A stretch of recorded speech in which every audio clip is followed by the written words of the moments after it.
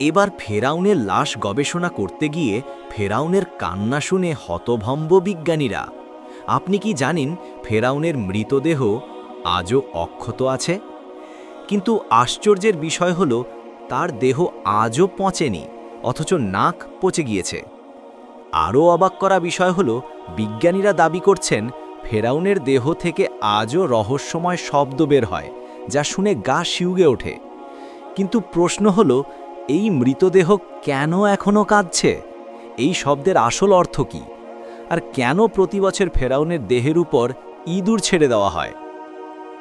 আজকের ভিডিওতে আমরা জানব ফেরাউনের মৃত্যু ও তার দেহ সংরক্ষণের পেছনের অলৌকিক সত্য, ইসলামের আলোকে ফেরাউনের ভয়াবহ শাস্তি ও তার কাহিনী, এবং বিজ্ঞানীরা ফেরাউনের লাশ থেকে পাওয়া অদ্ভুত আওয়াজ সম্পর্কে কী ব্যাখ্যা দিচ্ছেন। তাহলে ভিডিওটি একটুও স্কিপ করবেন না, কারণ এর প্রতিটি অংশ আপনাকে নতুন রহস্যের মুখোমুখি করবে। আর শুরু করার আগে কমেন্টে লিখে দিন আমিন। প্রায় ৩৫০০ বছর আগে ফেরাউন এমন এক নিষ্ঠুর শাসক ছিলেন যিনি মানুষের উপর অকল্পনীয় জুলুম চালাতেন। গরিবদের শ্রমে পশুর মতো খাটিয়ে সামান্য মজুরি দিতেন, প্রতিবাদকারীদের নৃশংসভাবে হত্যা করতেন। তখন মহান আল্লাহ তার প্রিয় নবী হজরত মুসা আলাইহি ওয়াসাল্লামকে নির্দেশ দিলেন, ফেরাউনের কাছে আমার বার্তা পৌঁছে দাও, তাকে সতর্ক করো।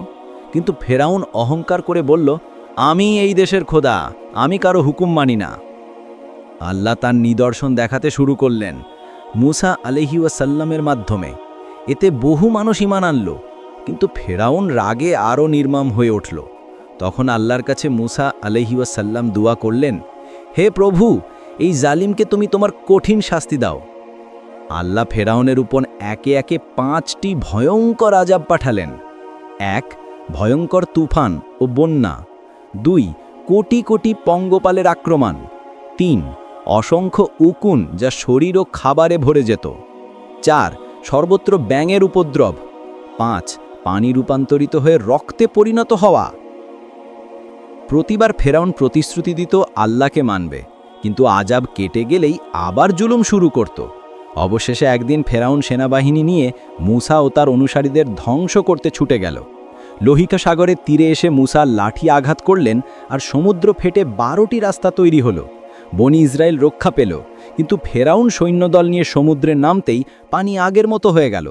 ফেরাউন ডুবে যেতে যেতে শেষ মুহূর্তে ঈমান আনতে চাইল, কিন্তু তখন অনেক দেরি হয়ে গেছে। আল্লাহ বললেন, আজ তোমার দেহকে অক্ষত রাখা হবে, যাতে ভবিষ্যৎ প্রজন্মের জন্য তুমি একটি শিক্ষা হয়ে থাকো। ফেরাউনের দেহ ও রহস্য। আজও ফেরাউনের দেহ অক্ষত রয়েছে, কিন্তু কেন তার নাক পচে গিয়েছে?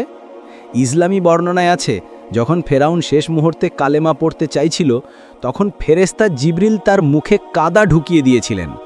সেই আঘাতেই নাকের অংশ নষ্ট হয়ে যায়। তাই পুরো দেহ অক্ষত থাকলেও নাক পচে গেছে। আর প্রতি বছর ফেরাউনের দেহের উপর ইঁদুর ছেড়ে দেওয়া হয়, কারণ প্রাচীন মিশরীয়রা মৃতদেহে বিশেষ মশলা লাগাতো, কিন্তু ফেরাউনের দেহ একেবারেই আলাদা। বলা হয় বাড়তি মাংস ইঁদুর খেয়ে ফেলে, তারপর পুনরায় ড্রেসিং করা হয়। আর সেই অদ্ভুত আওয়াজ, বিজ্ঞানীরা এখনও এর সঠিক ব্যাখ্যা দিতে পারেননি। তবে মুসলমান হিসেবে আমরা জানি এটা মহান আল্লাহ এক মহাশক্তির নিদর্শন। বন্ধুরা, ফেরাউনের কাহিনী কেবল ইতিহাস নয়, বরং এক ভয়ঙ্কর শিক্ষা। আল্লাহ যখন কাউকে সতর্ক করেন আর সে তবুও অহংকার করে, তখন তার পরিণতি হয় ধ্বংস।